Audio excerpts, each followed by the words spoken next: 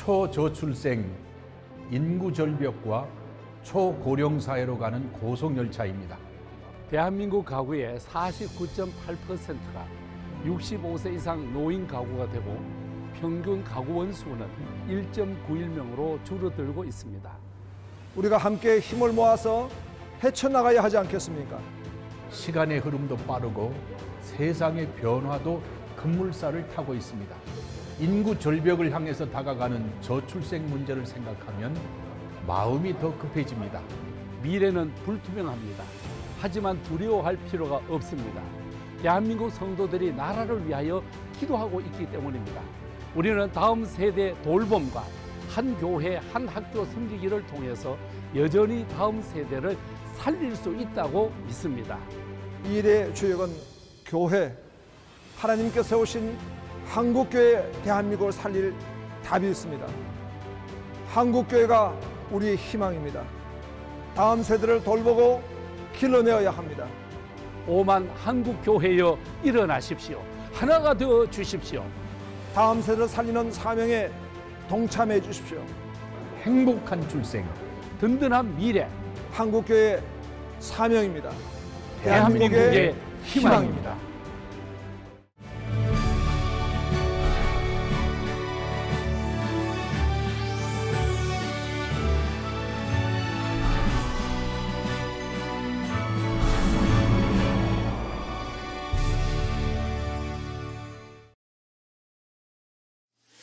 대한민국의 아기 울음소리가 사라지고 있다. OECD 국가 가운데 가장 적은 합계 출산율 0.78명을 기록하고 있는 대한민국. 지금이 인구 정책의 마지막 골든타임이라는 시각이 지배적이다. 저출생 문제를 해결하기 위해서는 젊은 부모들의 자녀 보육과 돌봄 부담을 줄여야 한다는 요구가 높은 가운데 그 실천적 방안으로 한국교회의 다음 세대 돌봄 참여 확대가 주목받고 있다.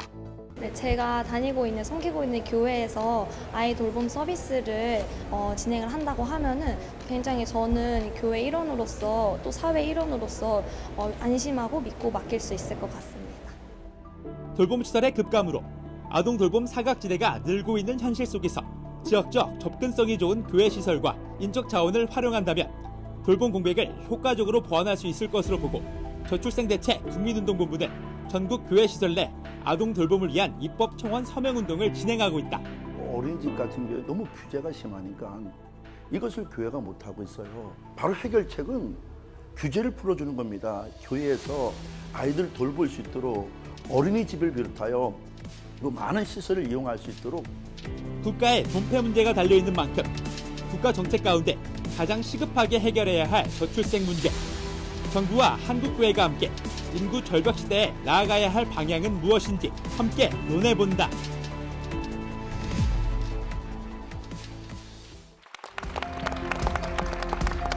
시청자 여러분 안녕하십니까. 오늘 진행을 맡은 배종찬입니다. 2022년 우리나라 합계 출산율 0.78명, 충격적이죠. 인구 감소로 인한 국가 소멸론까지 등장할 정도로 심각한 상황인데요. 이러한 때 한국교회는 무엇을 해야 할까요? 저출생 대책 국민운동본부는 한국교회가 시급하게 나서야 할 사역이 아동 돌봄이라고 말합니다. 이를 위해서 입법 청원 서명 운동이 한창 진행 중인데요. 입법 청원이 왜 필요한지, 그리고 서명 운동은 왜 해야 하는지 오늘 집중적으로 논의해보고자 합니다. 순복음 진주 초대교회의 이경은 목사님 나오셨습니다. 안녕하세요. 네, 안녕하세요. 반갑습니다. 아주대학교 사회학과 최진호 명예교수님 나와주셨습니다. 어서 오십시오. 안녕하세요. 한국공공정책개발연구원의 장헌일 원장님 함께하십니다. 반갑습니다. 네, 반갑습니다. 유원대학교 안강현 교수님 나오셨습니다. 어서 오십시오. 안녕하세요. 반갑습니다. 그리고 출연자 양쪽으로 저출생 극복과 교회 내 돌봄 사역에 관심을 가지고 계신 많은 분들이 자리해 주셨습니다. 가밀교회 차영아 목사님, 배우 이혜근 권사님 오셨습니다. 그리고 특별히 멀리 부산에서 와주셨는데요. 다둥이 아빠 강동우 집사님과 자녀분들 함께 오셨고요. 네. 방청을 위해 순복음 서울 진주 초대교회 김미숙 목사님의 많은 분들이 와주셨습니다. 모든 분들 박수로 환영합니다. 본격적으로 말씀 나누기 앞서 시청자 여러분들을 위해 안내 말씀드리겠습니다. 지금 화면 좌상단에 QR코드가 보이실 겁니다. 아동돌봄 입법청원 서명운동으로 바로 연결되는 QR코드인데요. 지금 방송 보시면서 주제에 공감이 되신다면 휴대폰 카메라를 켜시고 QR코드를 촬영하시면 바로 서명운동에 동참하실 수가 있습니다. 이렇게 화면에 여러분들이 QR코드를 보실 수가 있습니다. 현재 20만 명을 돌파했다고 하는데요. 좀 더 많은 참여가 필요하다고 합니다. 그런데 아직 입법청원 서명운동에 대해 모르시는 분들이 계셔서 오늘 자세하게 짚어보는 시간 마련했습니다. 먼저 저출생 문제가 심각하다고 하는데 얼마나 심각한 것인가 알아보겠습니다. 피부에 잘 와닿지 않는 분들도 계실 텐데요. 최진호 교수님, 연구학자로서 지금의 상황 어떻게 보시는지요? 어쩌면 한국이 이 지구상에 대한민국이 존재할 수 있을까 싶을 정도로 굉장히 심각한 문제입니다. 지금 저출산 고령화 때문에 우리가 이제 앞으로 50년 안에 보게 될 현상들을 몇 가지를 좀 소개해드리면요. 첫 번째로 인구가 축소됩니다. 이미 우리는 2020년부터 인구가 감소하고 있습니다. 우리나라 인구는 5,180만 정도를 정점으로 해서 계속 지금 감소 중에 있습니다. 앞으로 50년 뒤에는 한 3,700만 정도로 감소합니다. 지금 인구의 한 70% 정도로 줄어듭니다. 어떤 분들은 인구가 줄면 좋지 않느냐 뭐 이렇게 얘기하시는 분들도 계시고요. 사실은 인구가 주는 거는 우리가 보통 분들은 이렇게 체감할 수가 없죠.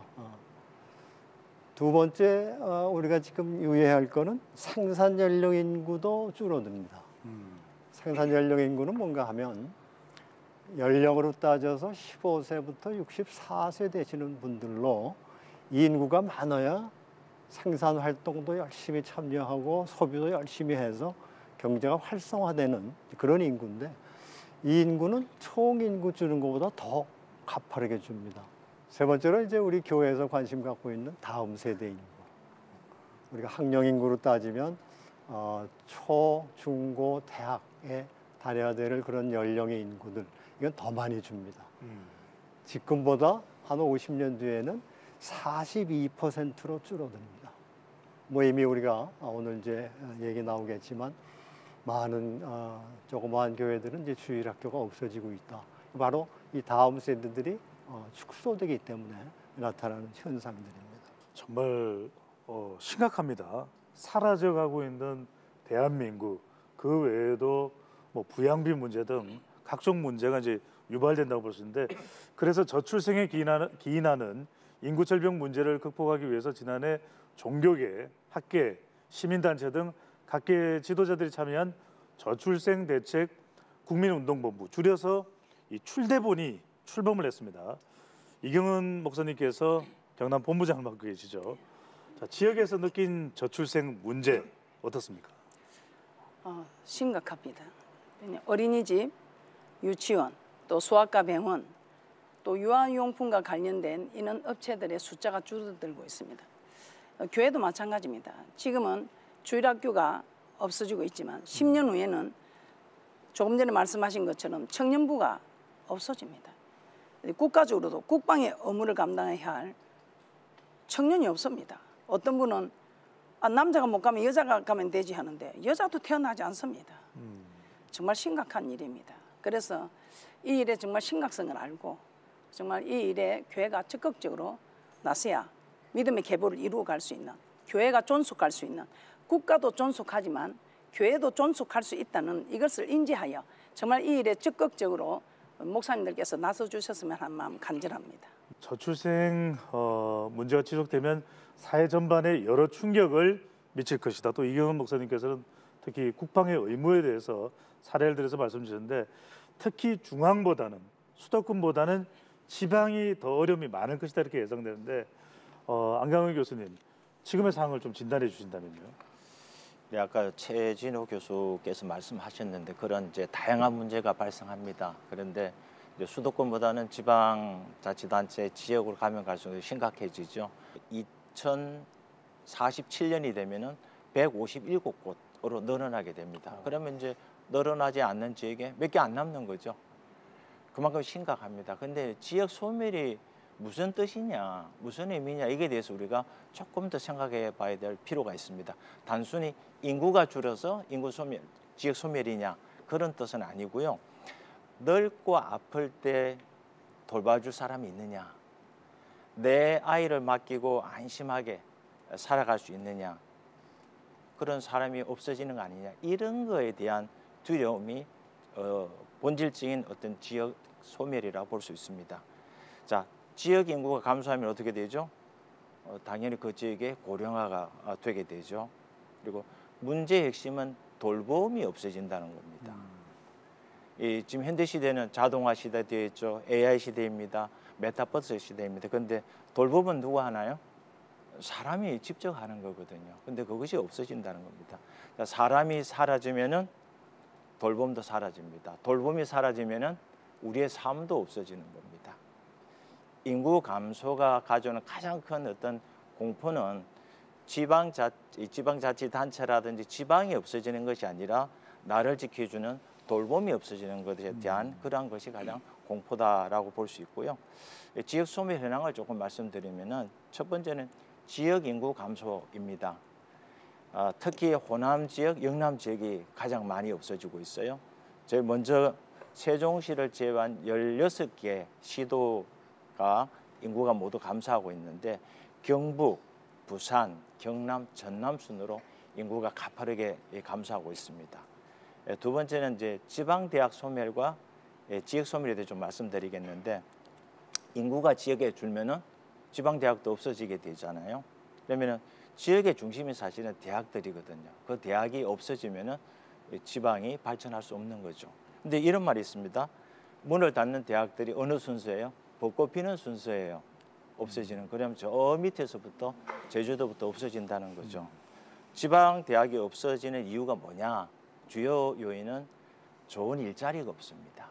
지역에 이 100대 기업이 있잖아요. 우리나라에 수도권에 91%가 있습니다. 그러면 지방에는 9%밖에 없는 거잖아요. 그러다 보니까 이 대학에 입학할 학생들이 있을까? 지방에 없다는 겁니다. 이것이 이제 지역 소멸의 주요 원인이 될 것 같고요. 세 번째는 돌봄의 사각지대가 있어서 결국은 지역이 붕괴되는 이유입니다. 우리가 이제 오늘 이 토론한 내용인데, 어린이집이 매년 1,900개씩 없어졌어요, 최근에.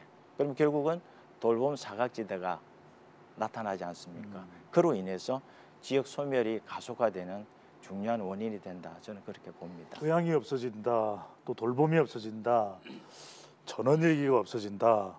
너무 심각한 상황이 되는데, 답변을 들을수록 방청객분들의 표정이 더 심각해지고 있습니다. 이혜경 근사님은 많이 놀라셨을 것 같은데요. 네, 여기 잠깐 앉아 있었는데 벌써 이 미간에 주름이 꽉 잡힌 것 같습니다. 사실 그 저출산 문제는 뉴스를 통해서 자주 접하기는 했지만, 저도 이제 아이들이 이제 둘이 있는데 어느 정도 좀 크다 보니까 저출산 문제에 대해서 심각하게 이렇게 생각을 많이 못 하고 있었어요. 근데 오늘 이 자리에서 이렇게 직접 들으니까 정말 제 얼굴이 정말 심각하게 변하고 있는 걸 저도 느끼게 되는데요.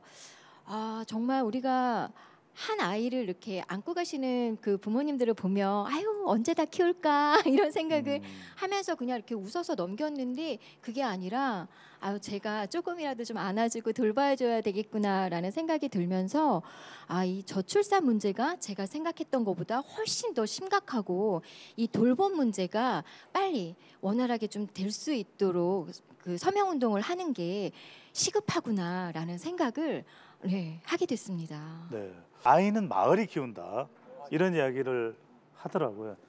우리 이혜근 권사님도 이제 애 둘이고, 저도 이제 애가 셋이라서 저출산 심각성을 모르고 있었는데 정말 심각하다 이런 생각이 오늘 이제 토론 현장에서 와서 이제 체감할 수 있는 차영하 목사님. 미래의 이 저출생은 한국 교회의 미래에도 영향을 미칠 것으로 보이는데, 목회 현장에서도 저출생의 심각성 체감이 되십니까? 네, 맞습니다. 지금 주일학교의 감소는 어느 교회 한 교회만의 문제는 아니고, 거리를 다니다 보면은 아이들이 많이 보이지가 않습니다.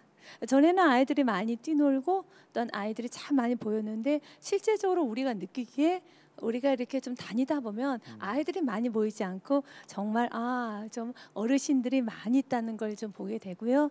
그렇다면 왜 이 저출산의 문제가 무엇인가에 대해서 우리가 방금 돌봄이라는 부분과 연결해서 우리가 생각해 볼 때 교회가 이 부분을 반드시 해결해야 되고 또한 시대적 사명감을 가지고 나아가야 될 것 같습니다.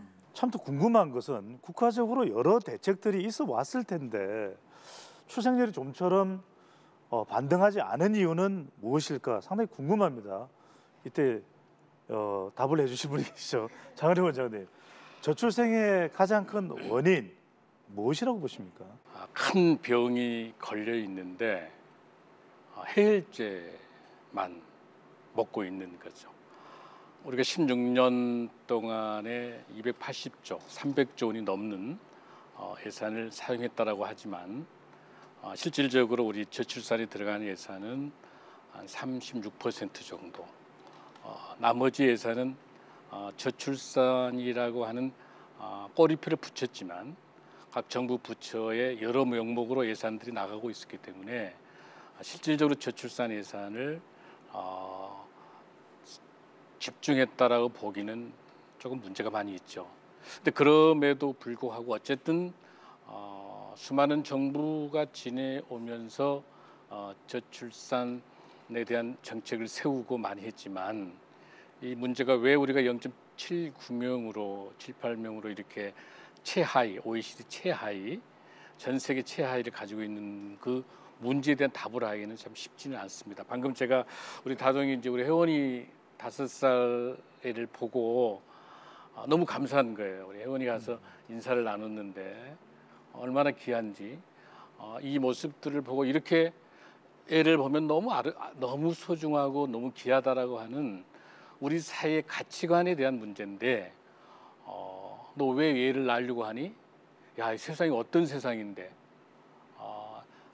저출산 문제 이야기를 하면서도 모두 다 공통된 건 야, 어떻게 애를 낳아? 어떻게 이렇게 이 생명의 고귀함과 그 가치 이러한 것들이 공감대가 된 게 아니라 우리 사회는 애를 낳는 게 엄청난 짐을 가지고 물론 한 명을 키우는데 3억이 들고 얼마가 든다 다 돈으로 연결돼 있으니까 이런 가치관에 대한 문제가 저는 훨씬 더 큰 문제라고 보고 있거든요. 사실은 저는 저출산 문제라고 보지를 않고 저출산할 수밖에 없는 우리 사회 구조가 종합적인 문제라고 봐요. 이 애를 낳느냐 낳지 못하느냐라고 초점을 맞추기 때문에 저는 문제가 있다라고 보고 왜 애를 낳아서 잘 키울 수 있지 못하는 환경이 뭐가 문제인지 그 접근하는 방법이 저는 정책이 좀 잘못됐다라고 생각을 하고요.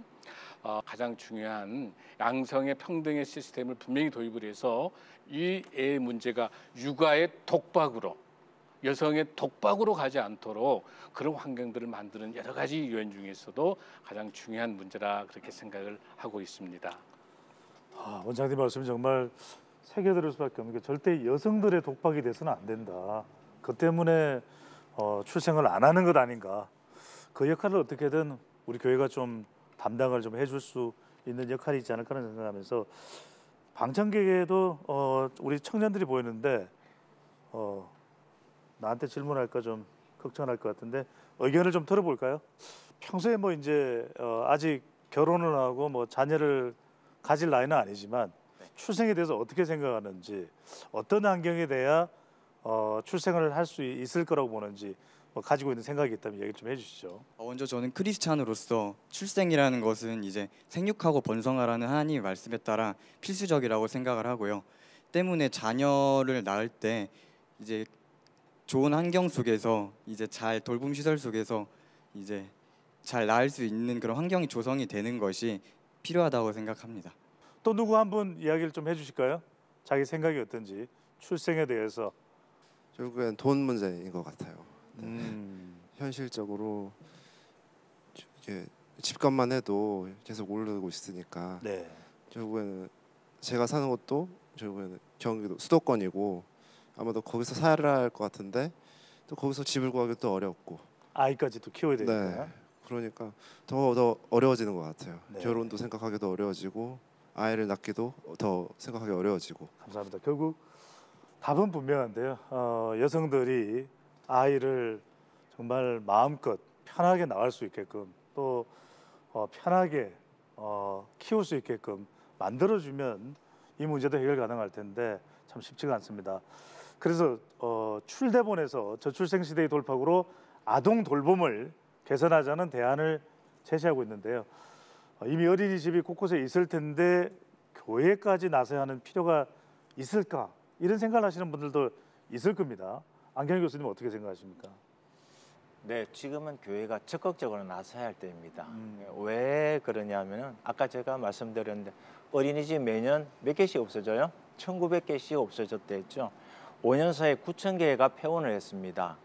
유지를 못하는 거예요. 아이가 없고 이제 수익이 나지 않으니까. 이러한 저출생의 악순환이 또 생기고 지역 소멸의 원인이 또 되는 겁니다. 이러한 것들이. 단기간에 이런 어린이집이나 어떤 돌봄 센터를 만들기 위해서는 교회가 나서야 되죠. 즉 교회와 지자체가 협력한다면은 효과적일 거다라는 생각이 있고요. 2021년 전국에 3,495개 읍면동이 있습니다. 이 읍면동 중에서 어린이집이 설치되어 있지 않은 지역이 몇 개나 될 것 같습니까? 500개가 넘습니다. 554개입니다. 즉 약 16%가 없는 거예요. 읍면동에. 심각한 거죠. 코로나가 한창일 때는 2020년 한 해에 3,237곳이 폐원을 했어요. 어린이집이. 생각보다 굉장히 심각합니다. 근데 정부는 열심히 노력합니다. 그래도. 이제 공공 어린이집을 확충하고 있지만 결국은 역부족이거든요. 이러한 위기 상황에서 교회가 아동 돌봄을 위해서 나서야 할 때다 이렇게 생각하고요. 과거에는 교회가 산업화 시대에 어떤 일을 많이 했냐면은 공부방도 했고 성교원도 했고 또 아기 학교도 했고 다양한 시설로 돌봄이랑 교육 시설을 했잖아요. 그것이 이제 법규 정비라든지 정부에서 지원을 해서 어린이집, 지역 아동센터, 유치원, 사립학교, 대안학교 등으로 발전한 사례가 있습니다. 이제 그런데 현재 어떤 상황이냐면은 교회나 이제 종교단체에서 이러한 아동 돌봄 센터를 하려고 하다 보니까 관련 법규가 제한돼 있어요.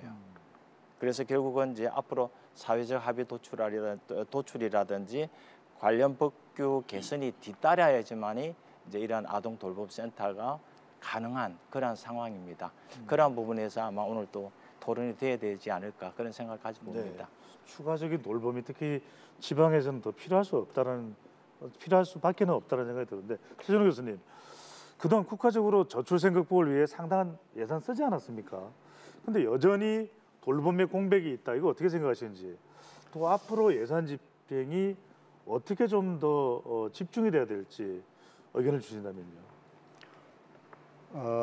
이 문제를 정부가 본격적으로 개입하기 시작한 게 2006년부터입니다.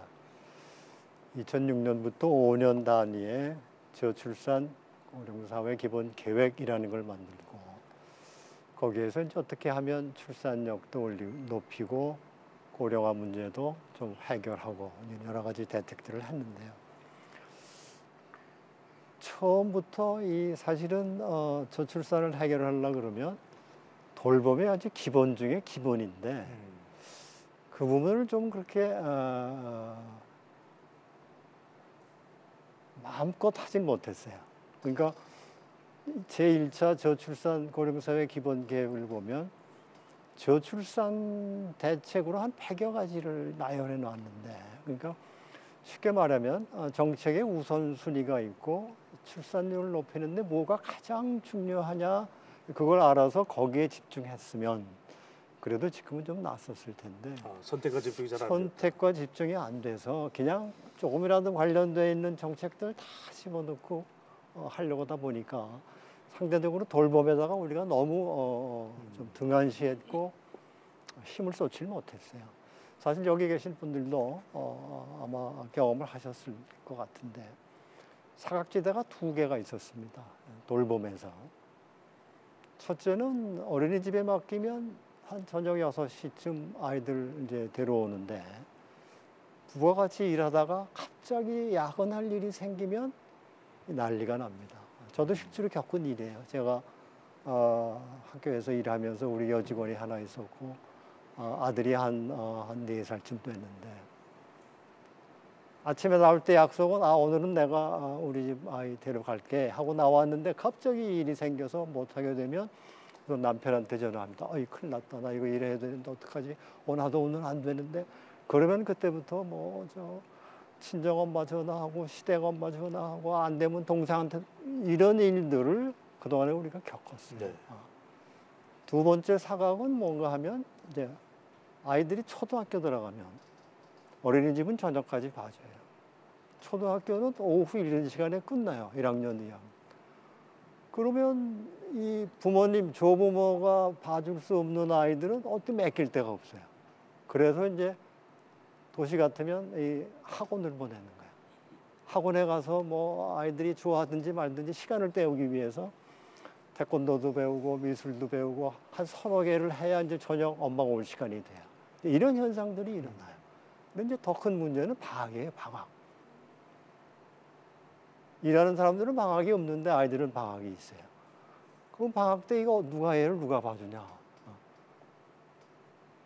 밥은 누가 차려주고 얘네들 밥은 어떻게 먹이고 이런 큰 문제가 있는데 그래서 어떤 엄마들은 동네 식당 한 3-4곳을 섭외해서 야, 너 먹고 싶은 대로 오늘은 이 집 가서 먹고 외상장구 만들어 놓듯이 해가고 그러다 보니까 이제 일하는 엄마가 어떤 회의에 빠지나 하면 야, 이거 나 좋으라고 내가 우리 집 애를 저렇게 키우는 게 이게 맞는 일인가? 자괴감에 빠져요. 그러다가 이제 그래도 내가 희생해야지 하면서 직장을 그만둡니다. 경력 단절이 일어나요. 지금도 경력 단절이 계속 일어나고 있어요. 근데 저는 참 안타까운 게 이거 우리 주위에서 일상적으로 많은 사람들이 이런 어려움을 겪고 있는데 왜 이 정책을 하신 분들은 거기에 대해서 그렇게 힘을 쓰지 못했을까?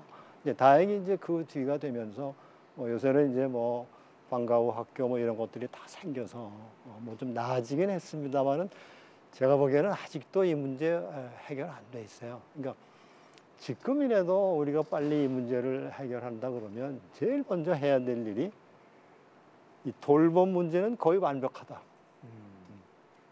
그러니까 자녀를 임신하면 출산휴가 쓸 수 있고 육아휴직 쓸 수 있고 그 다음에 이제 아이들 클 때까지 어린이집 혹은 하여튼 완벽하게 부모가 일하면서도 누군가가 아이들을 돌봐줄 수 있다. 이게 해결이 되면 아마도 여성들이 훨씬 마음 편안하게 일할 수 있을 거예요. 그게 중요한 문제예요.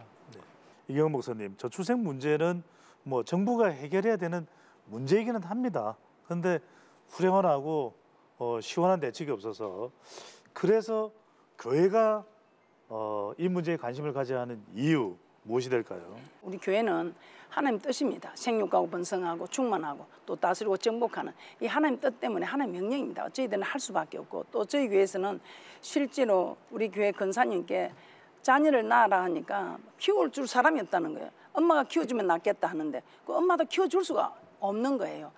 그러면 어떻게 하면 우리가 또 자녀를 낳아도 이 자녀가 사람다운 사람이 되어야지 지금 요즘 일어나고 있는 심각성을 알지 않습니까? 그래도 교회는 바른 가치관 바른 인격체를 형성해 줄 수 있는 하나님의 말씀이 있습니다. 그래서 정말 이 자녀들을 올바르게 키우기 위해서 정말 교회가 앞장서야 하고 이 교회가 정말 대안입니다. 교회에서 애들을 얼마나 이쁘게 키웁니까? 저는 저희 교회 자녀들하고 다른 이 그냥 사회 애들하고 비교하면 정말 비교가 되는 거예요. 어릴 때는 다 이쁘고 한데 크면 클수록 이 아이들의 모습이 밝고 어둡고 이게 표가 납니다. 그래서 정말 교회는 이 돌봄 정책의 대안입니다.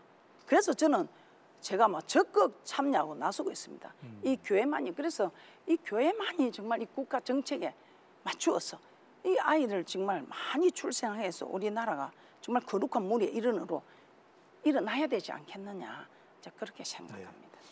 그렇다면 정말 교회가 아동 돌봄에 나서면 저출생 극복에 도움이 될까요? 그 질문을 드리기 전에 준비된 영상이 있다고 하니까요. 함께 보시고 나서 계속해서 말씀 이어가겠습니다. 세아, 세윤이, 상윤이 이렇게 새 아이를 키우고 있는 동일교회 정순영 집사. 그리스도의 향기 풍기는 우리 세아 세연이 삶 되게 해주세요. 두 아이만 계획했던 그녀가 셋째까지 가질 수 있게 된 건 온전히 교회의 도움 덕분이었습니다. 여기에서는 제가 뭐 교회만 왔다 하면은 누구든지 막 서로 막 애기 봐주시려고 하고 그 사랑이 되게 넘치시니까는 독박 육아라고 하잖아요. 독박 육아 하는 게 아니고 정말 그 공동체 가운데에서 서로 봐주시고 하니까 그게 이제 나을 수 있다. 나는 뭐 충분히 낳아도 된다. 이런 생각을 결심을 하게 된 계기 같아요. 그녀뿐 아니라 동일교회 성도들에겐 출산과 육아는 더 이상 짐이 아닌 하나님의 축복입니다. 동일교회는 일단 한 3명이 기본이기 때문에 2명까지 나면은 더 나야지. 막 그게 좀 당연한 분위기예요. 그리고 저희 작은 아이가 살렘 어린이집을 다니고 큰 아이가 여기 교회 비전스쿨을 다녀요. 그러니까 저녁 늦게까지 정말 마음 편하게 그냥 맡길 수 있는 거예요. 첫째 세아가 초등학교를 마치고 도착한 동일교회 비전스쿨.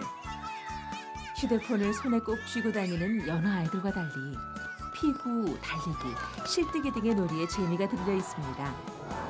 그렇게 수업이 시작되기 전 마음껏 뛰놀고 성경 암송 노트를 작성하는 것이 비전스쿨의 첫 일과입니다. 친구들이랑 재미있게 노는 게 좋아요. 날래! 늦게 봐도 괜찮아. 놀고 해야지. 아이를 맡기는 부모보다 아이들이 가기를 더욱 좋아하는 당진 동일교회는 유치부 아이들을 돌봐주는 살렘 어린이집과 방과 후 초등부 아이들의 교육과 활동을 책임지는 비전스쿨, 중고등학생을 믿음의 일꾼으로 양성하는 신해산 중고등학교까지 운영하면서 자녀의 안전과 교육에 대한 워킹맘의 가장 큰 걱정을 덜어주고 건강한 저녁 식단으로 늦은 밤까지 아이들을 안심하고 맡길 수 있는 곳이 되도록 온 힘을 쏟고 있습니다. 어린이집도 솔직히 요즘에 좀 문제가 많지만 여기는 정말 다들 기도하시는 선생님들이기 때문에 안심하고 막 저녁 7시까지 막 선생님들이 저녁도 같이 먹여주시고 막 마음 편하게 그냥 하라고 더 하라고 막 하시면서 그렇게 해주시니까 제가 일을 더 할 수 있고 아이도 이제 그 큰아이도 마찬가지고요. 그런 식으로 온 교회가 동참해서 아이를 육아를 한다면 엄마들도 좀 더 아이들 무서워서 못 낳겠다 막 이런 이야기 없고 정말 돈 많이 들어서 못 낳겠다 이런 이야기도 좀 들어가지 않을까 하는 생각이 듭니다. 7세 아이들이 말씀을 암송하고 자신의 꿈을 발표하는 시간입니다.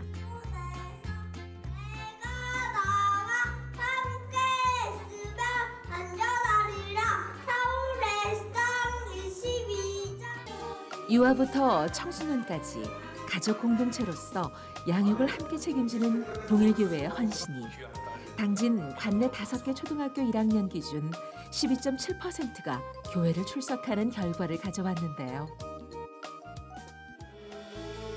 교회의 헌신과 사랑으로 세워진 다음 세대들이 성숙한 크리스천 리더로 성장해 한국교회와 이 나라를 살리는 귀한 희망의 일꾼이 될 것을 기대하게 됩니다.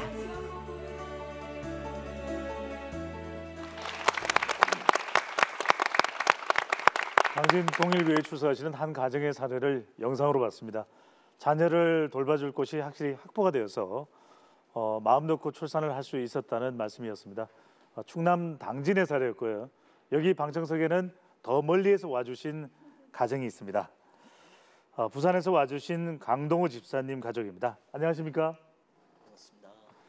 네, 요즘 같은 시대에 저보다 많습니다. 자녀 넷이라니 애국자이신데요. 자녀 넷을 두는데 주저함은 없으셨는지? 예, 그 4명을 키우는 데 있어가지고 주저함이 없었다라고 하면은 아무래도 거짓말이겠고요. 네. 저희가 이렇게 처음에 이제 결혼하면서부터 이만큼 낳아서 기르겠다라는 어떠한 이렇게 하나님 앞에서의 사명감으로 또한 하나님 앞에서 저희들의 가치관으로 또한 하나님이 주셔서 이렇게 저희들이 할 수 있었던 것 같고요. 아까 우리 패널분들하고도 다 말씀하셨지만은 한 사람을 키우는데 한 2억 정도가 든다고 합니다. 그렇게 생각해 본다라면은 너무나도 많은 부담, 또 사실은 저 혼자서 이렇게 직장 생활을 하고 있다 보니까 굉장히 많은 어려움이 있을 수 있지만은 그래도 하나님께서 우리들의 창조주 되시기 때문에 이 아이들을 선물로 주셨고 또한 이 아이들을 통하여서 하나님의 또한 사명이 있을 거라는 그 믿음 때문에 우리가 다 나을 수 있었고요. 더구나 감사한 것은 아까 우리 진행자분께서도 말씀하셨지만은 아프리카 속담에 한 아이를 키우는 데는 한 마을이 필요하다라는 이야기를 합니다. 그 정도로 공동체가 중요하고 저희가 함께하고 있는 큰 공동체가 있잖아요. 교회라는 그 공동체가 함께 우리들 아이들을 키우고 또한 육아를 하고 있기 때문에 가능하다고 생각합니다. 네. 감사하게도 저희가 지금 다니는 교회는 부산의 함께하는 교회라는 곳입니다. 함께하는 교회의 담임 목사님 되시는 황동환 목사님께서 이 부분에 대해서 다음 세대를 향한 비전과 사명을 가지시고 교회를 운영하시고 계시기 때문에 이 유아인 아이들부터 시작하여서 청년, 청소년들이 이르기까지 공동체가 함께 성장해 간다라는 목표를 가지고 교회를 운영하고 있습니다.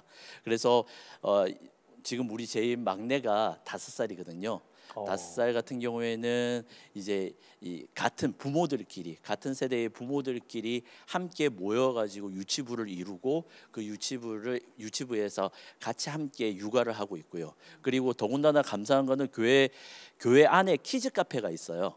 키즈 카페를 만들어 놓아서 오히려 이렇게 교회 사람들만 이 키즈 카페를 운영하는 이렇게 키즈 카페를 이용하는 것이 아니라 지역 사회의 사람들을 불러서 초청해서 키즈 카페를 함께 키즈 카페 안에서 함께 이렇게 육아할 수 있도록 그렇게 배려해 주신 것도 감사하고요. 네. 또 한 가지 더 이야기하자면은 지금 저희 큰 아이부터 이제 이 셋째 아이까지 초등학생인데 초등 다준이라는 다음 세대를 준비하는 모임이라는 다준이라는 공동체를 이루어 가지고 평일날 지금도 저희 지금 새 아이들이 다준 공동체의 이 수업과 그리고 놀이 활동을 못하고 올라왔다고 해서 굉장히 조금 불만에 쌓여 있습니다. 예, 그 정도로 그 친구들끼리 함께 공동체 활동하면서 선생님께 신앙적인 것, 그다음에 인성적인 것, 그리고 학습적인 것, 이 모든 것들을 다 함께 배우고 하는 시간들을 가지고 있습니다. 네. 강 집사님 말씀을 듣고 보면 10명이라도 자녀를 가질 기세이신데 누가 4명의 자녀분들 중에서는 누가 좀 이야기를 해볼까요? 많아서 좀 신경질 나 혼자만 사랑을 독차지할 텐데 이런 생각 들지 않아요? 네, 그럴 생각도 있어요. 그런데 불구하고 동생들이 많으니까 또 어떤 생각이 들어요? 다른 친구들 보면 저희 주위에 외동들이 많은데 저는 동생들이 많아서 오히려 친구들이 저를 부러워하기도 해서 저도 외롭지가 않을 때가 있어요. 예, 외롭지가 않다. 남동생보다는 여동생이 더 좋아요? 네. 아이를 정말 돌봄을 통해서 문제 해결을 통해서 키울 수만 있다면 얼마나 좋을까, 더 적극적으로 나을 수 있을 텐데 이런 생각이 들기도 합니다. 자, 출생률 반등에 이렇게 돌봄이 큰 영향을 미칠 수 있는데 근데 지금의 법으로는 교회에서 돌봄 사역에 제약이 있다고 하는데요. 그래서 입법 청원이 필요합니다. 정확히 장 원장님 어떤 내용입니까? 현행 법 상황에서 정부의 예산이 투입이 되는 그런 시설들, 사회복지 시설을 포함한 이런 시설들에서는 예배를 종교 행위를 할 수가 없도록 소위 공공성이라고 하는 것을 기준으로 예배를 드리질 못합니다. 그런 의미에 있어서 지금 저출생 문제 심각한 0.78명의 가장 먼저 소멸돼야 될 대한민국, 정확하게 2750년이 되게 되면 없어질 대한민국, 전 세계에서 가장 먼저 없어질 대한민국 상황이 있음에도 불구하고 아직도 그런 원칙적인 걸 가지고 예배를 드릴 수 없기 때문에 그 유유 공간들 속에서 얼마든지 교회의 공공성과 공교육성을 위해서 가장 좋은 공간을 1층을 지역사회 환원하고 그곳에 어린이집과 돌봄센터나 이런 것들로 하고 싶어도 주일날 예배를 드릴 수 없기 때문에 그런 시설들을 하지 못하는 경우가 많이 있습니다. 그래서 우리가 지금 청원을 진행하고 있는 것도 주중에는 돌봄센터를 통해서 우리 아동 돌봄, 영유아 돌봄을 하고 주일은 예배를 드릴 수 있도록 주일은 예배를 드리고 주중에는 돌봄, 아동, 영유아 돌봄하자 이런 의미에서 지금 청원이 진행되고 있습니다. 이 청원이라고 하는 것은 헌법 제26조에서 우리 국민들이 원하는 것들, 바라는 것들을 법률에 근거해서 이 법에 의해서 청원할 수 있도록 그렇게 되어 있습니다. 그래서 청원법 5조에도 헌법을 제외하고 법률, 명령, 조례, 규칙을 얼마든지 국민들이 청원해서 이거를 입법할 수 있도록 법적 절차가 되어 있습니다. 그런 의미에 있어서 우리가 지금 청원을 진행하려고 하고 있는 것은 이제 두 가지가 있어요. 의원들이 입법할 수 있는 의원들을 통해서 청원하는 그런 방법들이 있고 또 국민이 동의해서 하는 국민동의 청원이 있어요. 이런 청원 같은 걸 홈페이지에 공개해서 30일 동안에 이제 5만 명의 그런 기준을 가지고 있거든요. 그런데 의원 입법에 대해서는 이제 많을수록 좋겠죠. 근데 이런 청원을 하는 이유 중에 하나는 지금 문제가 되고 있는 것은 뭐냐면 우리가 9개 시설군에 29가지 영역이 이렇게 나눠져 있습니다.